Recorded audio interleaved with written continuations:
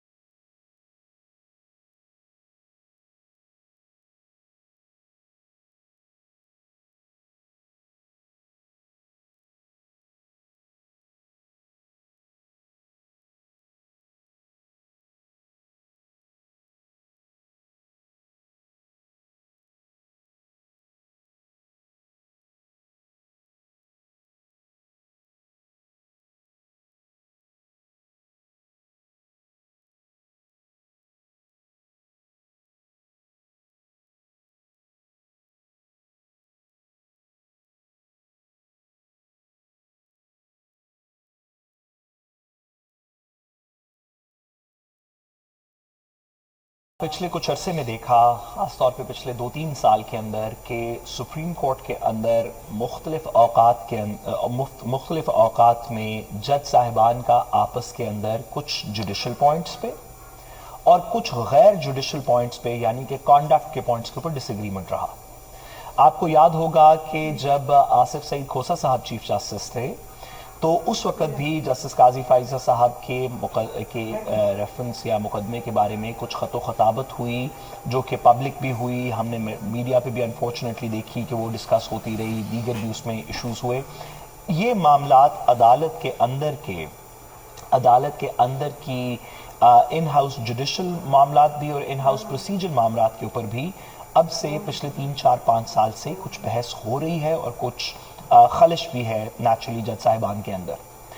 ऐसी सिचुएशन को ज़रूरी नहीं कि ये हमारे जुडिशल प्रोसेस के लिए ख़राब हो। अगर आप दुनिया सारी के अंदर देखें, अमेरिका के अंदर इधर उधर, अमेरिका के 9 सुप्रीम कोर्ट के जजेस हैं, जिसमें से 4 रिपब्लिकन थॉट प्रोसेस की या कंजर्वेटिव हैं, 4 लिबरल्स हैं, दरमियान में एक स्विंग वोट होता है, कभी इधर चला जाता है, कभी उधर चला जाता है। आइडियोलॉजिकली अगर सोच के फिक्र के लिहाज से जज साहिबान में कुछ तकसीम हो तो ये अदालत के लिए, जमहूरियत के लिए अच्छी बात है। लेकिन जो हमने पिछले 3-4 सालों में देखा कि कुछ मजीद प्रोसेस की कुछ और चीज़ों के ऊपर भी आपस में डिसएग्रीमेंट्स पब्लिक के अंदर नजर आए। मेरा ख्याल है कि आज के इस 6 मेंबर बेंच के ऑर्डर के अंदर जब भी ये इसके तफसीली रीज़न सामने आएंगे, इंटरनल मामला तो जो हों सो हों, चीफ जस्टिस साहब दीगर जज साहिबान से बात करें, उनको ऑन बोर्ड लें चीज़ों में, अच्छी बात है। लेकिन अदालत मेरा ख्याल है कि अपने ऑर्डर में कोशिश ये करेगी कि वो उन शकूक व शुबहात के ऊपर जो सुप्रीम कोर्ट के इंटरनल कॉन्डक्ट के ऊपर पड़े, जो रजिस्ट्रार के कॉन्डक्ट पे पड़े, जो सुओ मोटो के इख्तियार या केसेस की समात पे पड़े, उन चीज़ों को सेटल कर देगी और कहेगी कि ये कंट्रोवर्सीज हम पब्लिकली नहीं कर रहे, ये मामलात इस तरह अदालत में सेटल होंगे। और जो बाकी चीज़ें हैं, जो जज साहिबान की जो आइडियोलॉजिकल आपस में सोच में जो जो इख्तलाफ है, जो जजमेंट्स में इख्तलाफ है, ये तो बड़ी अच्छी बात है, ये चलता रहेगा। ये कुछ फैसले इस हक में आएंगे, कुछ फैसले उस हक में आएंगे, ये एक हेल्दी डिस्कशन है। लेकिन जिन चीज़ों को की वजह से सुप्रीम कोर्ट की और जज साहिबान की माशरे के अंदर, साहब ये वाकई बड़ा हेल्दी कोर्स है जिसका आप जिक्र कर रहे हैं, लेकिन ये मजीद हेल्दी हो जाए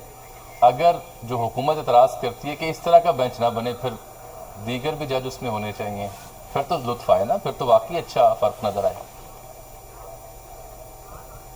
देखिए, मैं इन प्रिंसिपल तो इस बात के बिल्कुल भी मैं इस बात से इख्तलाफ नहीं करता कि जज साहिबान के एक फुल बेंच बन सकता है या सारी कोर्ट इकट्ठे बैठ के फैसला सुन सकती है, बल्कि मैं तो कहता हूं कि हमें आहिस्ता आहिस्ता, हमारे केस लोड्स थोड़े से ज़्यादा हैं, लेकिन दुनिया में इस तरह के भी मॉडल्स हैं। अमेरिका फॉर एग्जांपल, जिस तरह मैंने एग्जांपल दी, जहां पे हर मुकदमा सुप्रीम कोर्ट का तमाम जज साहिबान सुनते हैं। हर मुकदमा अमेरिकन सुप्रीम कोर्ट के अंदर पूरे 9 जज साहिबान सुनते हैं।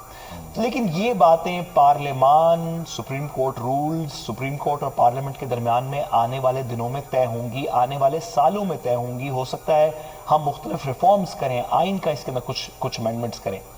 ये चीज़ें 6 महीने, साल, 2 साल, 5 साल की हमारे स्ट्रक्चर की चीज़ें हैं।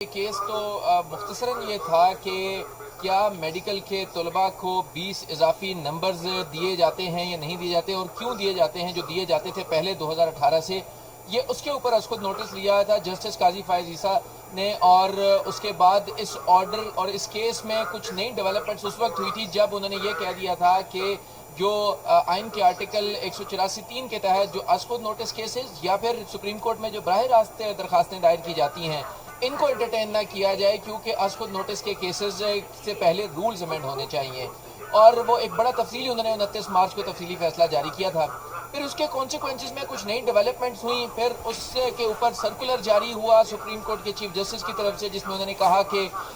کیونکہ وہ ججمنٹ بائنڈنگ نہیں ہے دیگر فیصلوں کے اوپر، اس سے پہلے 5 رکنی ججمنٹ ہے، لہٰذا جو سو موٹو کے جو کیسز تھا انتخابات کا یہ افیکٹ نہیں ہوگا۔ پھر سرکولر کے بعد ایک نئی ڈیولپمنٹ ہوئی کہ جسٹس قاضی فائز عیسیٰ نے اس کے اوپر خط لکھ دیا، اس خط کے اوپر نئی ڈیولپمنٹ یہ ہوئی کہ وفاقی کابینہ نے رجسٹرار کو ہٹا دیا۔ سو یہ کیس تو بہت چھوٹا سا تھا لیکن یہ پھیلتا پھیلتا بہت بڑا بن گیا۔ اب یہ تمام ایشوز اس فیصلے میں آپ سمجھتے ہیں ایڈریس ہوں گے؟ جی بالکل، عدالت نے آج جب سماعت شروع کی، سو موٹو کیس نمبر 4/22 ہے، 2022 کا یہ سو موٹو کیس ہے۔ اس میں سوال یہ تھا کہ کیا حافظ قرآن کو میڈیکل کے طلباء کو اضافی 20 نمبر کیوں دیے جاتے ہیں، یہ وہ سوال تھا۔ آج جب سماعت ہوئی تو جو پی ایم ڈی سی کے وکیل تھے عفنان کریم کنڈی، انہوں نے عدالت کو یہ بتایا کہ یہ شاید اس وقت جب نوٹس بھی لیا گیا تھا اس وقت بھی ایسی کوئی بات نہیں تھی کہ حافظ قرآن کو جو طلباء ہیں ان کو 20 اضافی نمبرز نہیں دیے جاتے تھے۔ سال 2018 سے پہلے یہ تھا جب پی ایم ڈی سی کو ختم کر کے پی ایم سی بنایا گیا، پاکستان میڈیکل کمیشن، اس کے بعد اس سہولت کو بھی ختم کر دیا گیا تھا، لہٰذا جب یہ 2022 میں اس کو نوٹس لیا گیا تب بھی ایسی کوئی سہولت نہیں تھی حافظ قرآن طلباء کو، لہٰذا یہ از خود نوٹس سے ڈے 1 سے ہی غیر مؤثر تھا۔ لیکن یہ کتنی دلچسپ بات ہے کہ جو اصل مدعا ہے جس کے حوالے سے ایک ہائپ کریٹ ہو گئی تھی، اس معاملے پہ بینچ نے کوئی ریمارکس نہیں دیے اور جج صاحبان نے کہا کہ یہ معاملہ ختم ہو گیا اور اس پہ ہم دیگر جو اسپیکٹ اس کیس سے جڑے ہیں اس پہ بھی ہم فیصلہ دیں گے۔ دیکھیے، کیونکہ اس از خود نوٹس کے بعد ہونے والی جو ڈیولپمنٹس ہیں وہ بڑی ڈیولپمنٹس تھی، اس میں جسٹس قاضی فائز عیسیٰ کا وہ فیصلہ تھا جس میں از خود نوٹس سے روکنا تھا، پھر اس کے بعد رجسٹرار کی طرف سے سرکولر تھا، سرکولر کے بعد جسٹس قاضی فائز عیسیٰ کا خط تھا، اس کے بعد وفاقی کابینہ کا فیصلہ تھا۔ سو اس از خود نوٹس کی جب بنیاد کو پرکھا گیا تو اس میں یہ بتایا گیا کہ پی ایم ڈی سی نے بتایا کہ ہم نے پہلے دن ہی کنسائز اسٹیٹمنٹ میں یہ بتا دیا تھا کہ یہ غیر مؤثر ہے، تو اس پر جسٹس منیب اختر نے بھی کہا کہ حیران کن طور کے اوپر کہ ایک غیر مؤثر چیز کے اوپر از خود نوٹس اور اس کے اوپر اتنی بڑی ڈیولپمنٹس، تو عدالت نے یہ مختصراً یہ کہہ دیا کہ یہ غیر مؤثر ہے، ہم اس کو کلوز کر رہے ہیں، اور اس کے بعد ہونے والی جو تمام ڈیولپمنٹس ہیں، جو اس کے بعد کانسیکوینس میں جتنے بھی آرڈرز یا جو ڈیولپمنٹس ہوئی اس کے اوپر ہم مناسب حکم جاری کریں گے۔ عامر، اب فل کورٹ جو ہے یعنی فل کورٹ نے جو بیٹھنا تھا، تمام جج صاحبان نے اس وقت جو اویلیبل 15 جج صاحبان ہیں انہوں نے بیٹھ کر وہ 191 کے تحت وہ جو پرنسپل ہیں وہ طے کرنے تھے۔ اب لگتا ہے یہ 6 جج صاحبان وہ اصول طے کر دیں گے، وضع کر دیں گے 184(3) کے حوالے سے، اور بینچ کی کانسٹیٹیوشن کے حوالے سے یہ اختیارات جو ہیں یہ 6 رکنی بینچ اصل اس معاملے پہ وہ اصول طے کرنے جا رہا ہے۔ دیکھیے، اس حوالے سے کچھ کہنا قبل از وقت ہوگا، کیونکہ دیکھیے وہ تو اس میں کیونکہ قانون سازی بھی ہوئی ہے، ساتھ میں اس کے اوپر ججمنٹس بھی آئی ہیں، آرڈرز بھی آئے ہیں، ایک الگ بحث بھی ہوئی ہے، اختلافی نوٹس بھی آئے ہیں، لہٰذا وہ ایک بڑی ڈیولپمنٹ ہوگی، اس کمپلیکس میٹر ہے، اس کو شاید اس سوال میں ایڈریس نہ کیا جائے۔ یہ بنیادی طور کے اوپر اس از خود نوٹس کے بعد ہونے والی جو 4 بڑی ڈیولپمنٹس تھیں ان چاروں ڈیولپمنٹس کو یہ ایڈریس کرے گا، اس میں رجسٹرار کو عہدے سے ہٹانا ہو، جسٹس قاضی فائز عیسیٰ کا از خود نوٹس کے کیسز کو روکنا ہو سماعت سے، ساتھ میں جو سرکولرز کا معاملہ تھا، ان سوالوں کو ایڈریس کرے گا، اور اس کے لیے جو دیگر اسپیکٹس ہیں ان کے لیے کوشش تو کی جا رہی ہے۔ چیف جسٹس نے دیگر تمام جو سینئر ججز ہیں ان سے مشاورت بھی کی، لیکن اس کا کوئی حل نہیں نکلا، لیکن وہ مشاورت کا عمل جاری ہے۔ لیکن ابھی فی الحال لگتا ہے کہ مستقبل قریب میں یہ معاملات اس طرح حل نہ ہوں، شاید اس میں وقت لگے گا، لیکن جو تمام تر یہ کانسپیریسیز اور یہ ایک تھیوریز ڈیولپ ہو گئی تھی اور بالکل ایک ہیڈ آن کی پوزیشن تھی ججز کے درمیان، آلدو کہ وہ بھی بڑھ بھی سکتی ہے، لیکن فی الحال چیف جسٹس آف پاکستان نے اس کو سیٹل کرنے کے لیے یہ بینچ کانسٹیٹیوٹ کیا، 6 رکنی بینچ ہے جو ان تمام اسپیکٹس کو کور کرے گا، جس نے از خود نوٹس کو آج ہی کلوز کر دیا ہے، ختم کر دیا ہے، اور دیگر تمام چیزوں کو بھی، ان سوالات کو بھی اس میں ایڈریس۔ بہت شکریہ۔ کمرہ عدالت نمبر 2 سے شروع ہونے والا معاملہ کمرہ عدالت نمبر 1 یعنی چیف جسٹس کی عدالت میں گیا، وہاں سے ایک فیصلہ آیا اور اس کے بعد یہ معاملہ کمرہ عدالت نمبر 3 میں آیا، اور اس معاملے کو فائنالٹی دینے کے حوالے سے اب 6 جج صاحبان مختصر سماعت کے بعد، فیصلہ محفوظ کرنے کے بعد اپنے چیمبرز میں جا چکے ہیں، اور یہ فیصلہ اب سے چند دن بعد آئے گا، اس بات کا امکان ہے، اور وہ جو بہت سی چیزوں کے طے ہونے ہیں، कौन जो है रोस्टर बनाने का इख्तियार रखता है। 184(3) के हवाले से मुख्तलिफ आस्पेक्ट्स जो हैं वो इसमें जज साहिबान कमरा अदालत से उठते हुए ये कह गए हैं कि इस अज़ खुद नोटिस से जुड़े हुए दीगर आस्पेक्ट पे भी हम फैसला देंगे। जी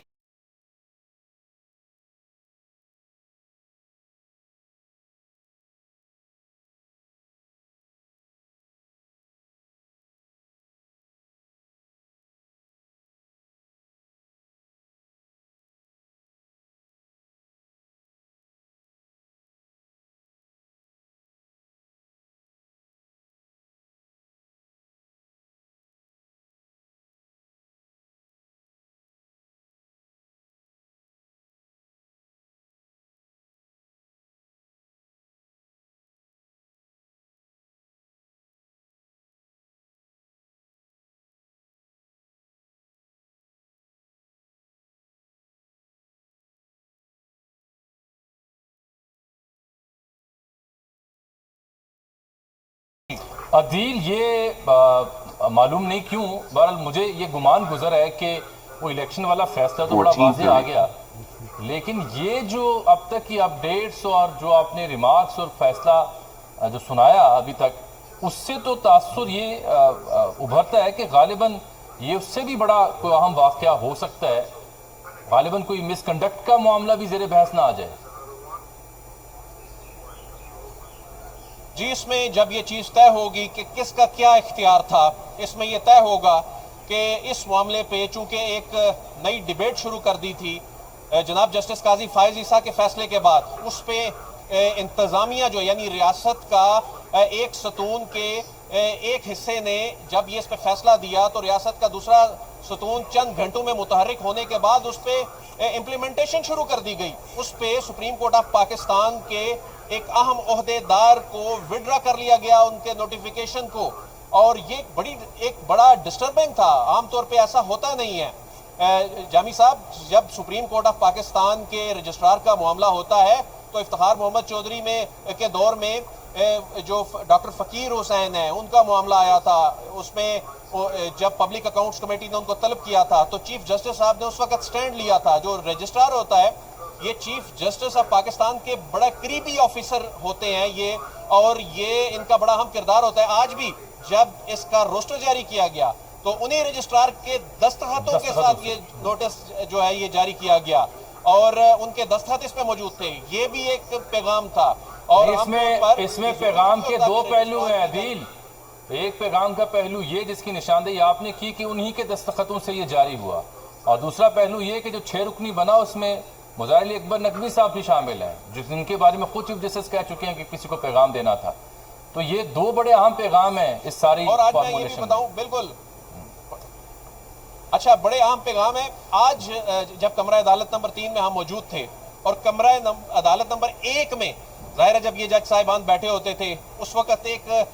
पॉलिटिकल माहौल ने भी इस सारी चीज को हाईजैक किया होता था, तो उसमें और आज जब कमरा अदालत नंबर 3 में चूंकि खुद जनाब जस्टिस एजाजुल अहसन इसको हेड कर रहे थे,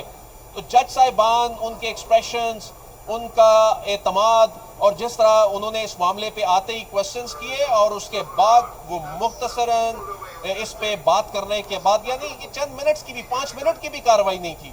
और उसमें जब वो उठे तो बड़ी क्लैरिटी के साथ वो ये पैगाम देकर उठे, ये बताकर उठे काउंसिल को और कमरा अदालत में मौजूद लोगों को कि ये मामला हमने खत्म किया है। और इसमें और ना सिर्फ अदील ये ना सिर्फ ये क्लैरिटी थी बल्कि इंतहाई मुत्तफिका मामला था 6 रुकनी बेंच के यहाँ अभी तक।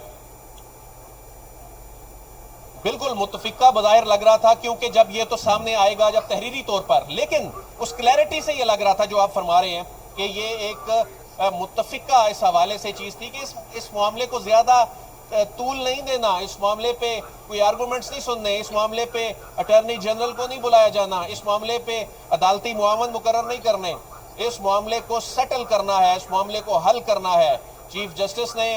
जो उन्होंने मुनासिब समझा उन जज साहिबान को शामिल किया, जिन जज साहिबान के हवाले से एक जमात की जानिब से प्रोपेगेंडा किया गया, और उन जज साहिबान को शामिल किया गया, एक ताकतवर बेंच बनाया गया, 6 जज साहिबान पर मुश्तमिल बेंच बनाया गया। और चूंकि 5 रुकनी बेंच जो कि ये कह चुका है کہ chief justice is the master of roasters, اور اس کے بعد پھر چونکہ 184(3) کی کچھ چیزیں سیٹل ہونی تھی، قاضی فائز عیسیٰ صاحب کے فیصلے نے اور جسٹس امین الدین کے فیصلے نے ایک نئی ڈیبیٹ چونکہ شروع کر دی تھی، تو اس کے بعد اب یہ پرنسپل طے ہونے جا رہے ہیں، اور اس میں جو رجسٹرار نے اپنا چارج نہیں چھوڑا، رجسٹرار کا نوٹیفیکیشن وڈرال کا اسٹیبلشمنٹ ڈویژن جو جاری کر چکی ہے، سپریم کورٹ آف پاکستان نے انہیں ریلیو نہیں کیا، یہ اٹ سیلف ایک بڑی ڈیولپمنٹ ہے۔ اور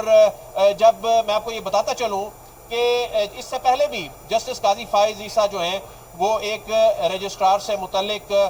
بات کر چکے ہیں، ان سے پہلے جو رجسٹرار تھے تو ان سے متعلق انہوں نے چیف جسٹس آف پاکستان کو خط لکھا تھا، انہوں نے چیف جسٹس آف پاکستان کو خط لکھ کر یہ کہا تھا کہ یہ رجسٹرار جو ہیں یہ پاکستان تحریک انصاف کے کیسز لگانے کے حوالے سے انہوں نے کچھ ترجیحات انہوں نے سیٹ کر رکھی ہیں ان کے رویے کے حوالے سے، تو وہ رجسٹرار صاحب جو ہیں 3 مہینے کی چھٹی پر چلے گئے تھے، اس کے بعد وہ رجسٹرار صاحب واپس نہیں، کیونکہ یہ عام طور پر 2013 کے بعد سے جتنے بھی رجسٹرار آتے ہیں وہ ڈی ایم جی یعنی اب پاکستان ایڈمنسٹریٹو گروپ جو ہے، پاکستان ایڈمنسٹریٹو سروسز کا جو گروپ ہے، اس کے عام طور پہ افسر لائے جاتے ہیں۔ اب جسٹس قاضی فائز عیسیٰ یہ کہہ رہے ہیں کہ آئین کے آرٹیکل 175(3) کے تحت جو انتظامیہ جو ہے اس کو جوڈیشری سے، ایگزیکٹو کو جوڈیشری سے الگ ہونا چاہیے، اور اس پہ آج ہماری مختلف قانونی ماہرین سے سپریم کورٹ میں بات ہوئی کہ یہ کیا معاملہ ہے، کیوں رجسٹرار جو جسٹس قاضی فائز عیسیٰ بھی کہتے ہیں کہ جوڈیشل افسر کو یہاں پر لا کر لگانا چاہیے، تو اس میں ایک بڑی اہم بات سامنے آئی کہ چونکہ رجسٹرار سپریم کورٹ جو ہوتا ہے وہ 22 گریڈ کا افسر ہوتا ہے، تو 22 گریڈ کا جو افسر ہیں وہ سپریم کورٹ آف پاکستان کے پاس پھر جوڈیشل افسران اس طرح اویلیبل نہیں ہوتے، یہاں پر اسسٹنٹ رجسٹرار، ڈیپٹی رجسٹرار وہ ایلیویٹ ہو کے عام طور پہ اوپر جاتے ضرور ہیں، لیکن 2013 کے بعد سے لے کر اب تک 5-6 جتنے بھی رجسٹرار لگے ہیں وہ پاکستان ایڈمنسٹریٹو سروسز کے لگائے گئے ہیں۔ تو قاضی فائز عیسیٰ صاحب کا اس پہ اختلاف یہ ہے کہ یہ جو ایگزیکٹو ہے، یہ جو انتظامیہ ہے، اس کے لوگوں کو یہاں اس پوسٹ پہ نہیں لگنا چاہیے، یہ ایک جوڈیشل معاملہ ہوتا ہے، اور رجسٹرار کے پاس بہت سی ایسی پاورز ہوتی ہیں جو جوڈیشل معاملے کے ساتھ جو لنکڈ ہوتی ہیں، تو وہ انیشلی وہ درخواست کو مسترد کرنا، اعتراض لگانا، تو ایسے میں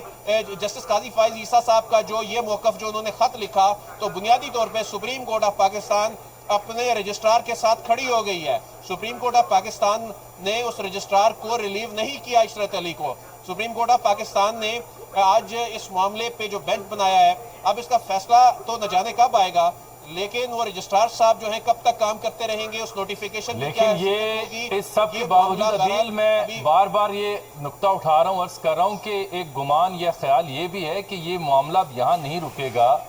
کیونکہ جس حد تک یہ صورتحال کو اس کی تصحیح کی گئی یا فکس کیا گیا ہے یا کرنے کی کوشش کی جا رہی ہے، اس میں پھر مس کنڈکٹ کا آپشن بھی کھلتا ہے نا جی۔ اگر آپ اس کو نوٹس ختم کر رہے ہیں،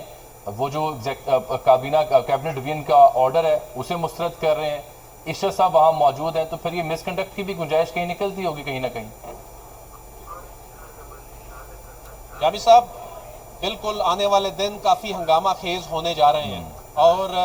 جو چیزیں نظر آ رہی ہیں یہاں پر پروسیڈنگز کور کرتے ہوئے، اور اس کے علاوہ یہاں اقتدار کے ایوانوں میں بیٹھے ہوئے لوگوں کے جو جسچرز ہیں اس فیصلہ آنے کے بعد بھی، اور جو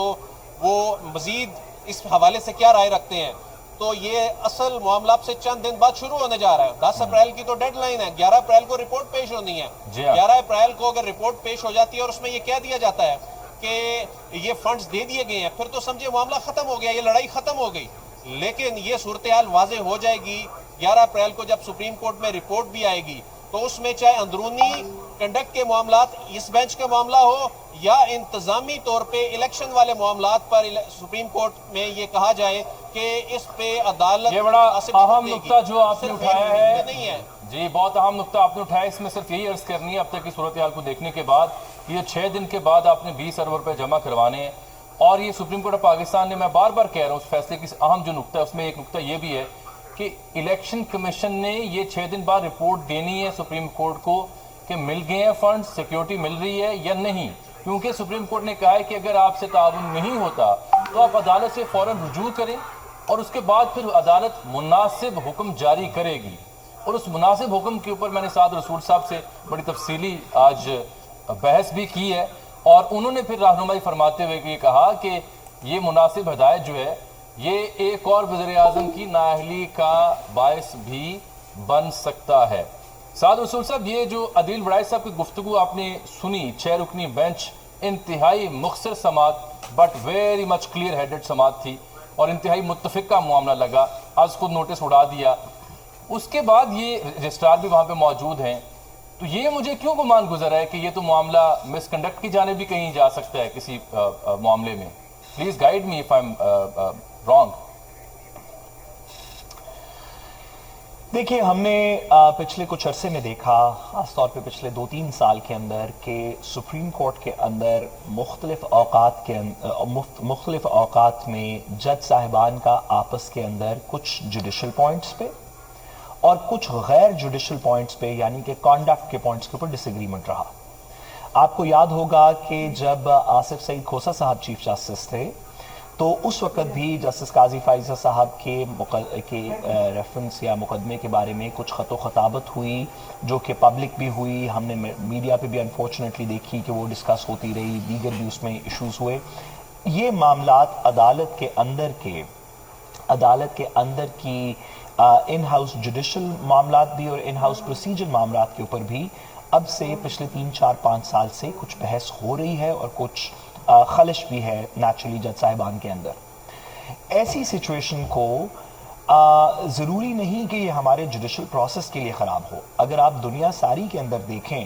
امریکہ کے اندر ادھر ادھر، امریکہ کے 9 سپریم کورٹ کے ججز ہیں، جس میں سے 4 ریپبلکن تھاٹ پروسیس یا کنزرویٹو ہیں، 4 لبرلز ہیں، درمیان میں ایک سوئنگ ووٹ ہوتا ہے، کبھی ادھر چلا جاتا ہے کبھی ادھر چلا جاتا ہے۔ آئیڈیولوجیکلی اگر سوچ کے، فکر کے لحاظ سے جج صاحبان میں کچھ تقسیم ہو تو یہ عدالت کے لیے، جمہوریت کے لیے اچھی بات ہے۔ لیکن جو ہم نے پچھلے 3-4 سالوں میں دیکھا کہ کچھ مزید پروسیس کی، کچھ اور چیزوں کے اوپر بھی آپس میں ڈس ایگریمنٹس پبلک کے اندر نظر آئے۔ میرا خیال ہے کہ آج کے اس 6 ممبر بینچ کے آرڈر کے اندر جب بھی یہ اس کے تفصیلی ریزن سامنے آئیں گے، انٹرنل معاملات تو جو ہوں سو ہوں، چیف جسٹس صاحب دیگر جج صاحبان سے بات کریں، ان کو آن بورڈ لیں چیزوں میں، اچھی بات ہے۔ لیکن عدالت میرا خیال ہے کہ اپنے آرڈر میں کوشش یہ کرے گی کہ وہ ان شکوک و شبہات کے اوپر جو سپریم کورٹ کے انٹرنل کانڈکٹ کے اوپر پڑے، جو رجسٹرار کے کانڈکٹ پہ پڑے، جو سو موٹو کے اختیار یا کیسز کی سماعت پہ پڑے، ان چیزوں کو سیٹل کر دے گی اور کہے گی کہ یہ کنٹروورسیز ہم پبلکلی نہیں کر رہے، یہ معاملات اس طرح عدالت میں سیٹل ہوں گے، اور جو باقی چیزیں ہیں، جو جج صاحبان کی جو آئیڈیولوجیکل آپس میں سوچ میں جو اختلاف ہے، جو ججمنٹس میں اختلاف ہے، یہ تو بڑی اچھی بات ہے، یہ چلتا رہے گا۔ یہ کچھ فیصلے اس حق میں آئیں گے، کچھ فیصلے اس حق میں آئیں گے، یہ ایک ہیلدی ڈسکشن ہے۔ لیکن جن چیزوں کی وجہ سے سپریم کورٹ کی اور جج صاحبان کی معاشرے کے اندر، صاحب یہ واقعی بڑا ہیلدی کورس ہے جس کا آپ ذکر کر رہے ہیں، لیکن یہ مزید ہیلدی ہو جائے اگر جو حکومت اعتراض کرتی ہے کہ اس طرح کا بینچ نہ بنے، پھر دیگر بھی جج اس میں ہونے چاہیے، پھر تو لطف آئے نا، پھر تو واقعی اچھا فرق نظر آئے۔ دیکھیے، میں ان پرنسپل تو اس بات کے بالکل بھی میں اس بات سے اختلاف نہیں کرتا کہ جج صاحبان کے ایک فل بینچ بن سکتا ہے یا ساری کورٹ اکٹھے بیٹھ کے فیصلہ سن سکتی ہے، بلکہ میں تو کہتا ہوں کہ ہمیں آہستہ آہستہ، ہمارے کیس لوڈز تھوڑے سے زیادہ ہیں لیکن دنیا میں اس طرح کے بھی ماڈلز ہیں۔ امریکہ فار ایگزامپل، جس طرح میں نے ایگزامپل دی، جہاں پہ ہر مقدمہ سپریم کورٹ کا تمام جج صاحبان سنتے ہیں، ہر مقدمہ امریکن سپریم کورٹ کے اندر پورے 9 جج صاحبان سنتے ہیں۔ لیکن یہ باتیں پارلیمان، supreme court rules, supreme court اور پارلیمنٹ کے درمیان میں آنے والے دنوں میں طے ہوں گی، آنے والے سالوں میں طے ہوں گی۔ ہو سکتا ہے ہم مختلف ریفارمز کریں، آئین کا اس کے اندر کچھ امینڈمنٹس کریں۔ یہ چیزیں 6 مہینے، سال، 2 سال، 5 سال کی ہمارے اسٹرکچر کی چیزیں ہیں۔ اس وقت میرے خیال میں جو سپریم کورٹ کے سامنے ایک بڑا امیڈیٹ ایشو تھا وہ